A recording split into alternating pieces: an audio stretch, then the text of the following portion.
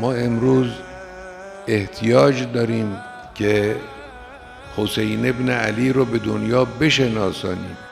دنیای دچار ظلم و فساد و دناعت و لعامت محتاج معرفت آزادگی حسینی و حریت حسینی است. امروز مردم دنیا، جوانهای دنیا، ملتهای بیغرض برای یک چنین حقیقتی دلهاشون میتپد.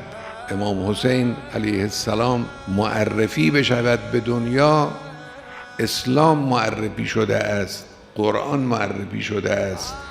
امروز با صدها وسیله علیه اسلام و علیه معارف اسلامی تبلیغ می شود. در مقابل این حرکت خصمانه جبهه کفر و استکبار، حرکت معرفت حسینی می تواند یک تنه سینه سپر کند، بایستد، حقیقت اسلام را، حقیقت قرآن را به دنیا معرفی کنه.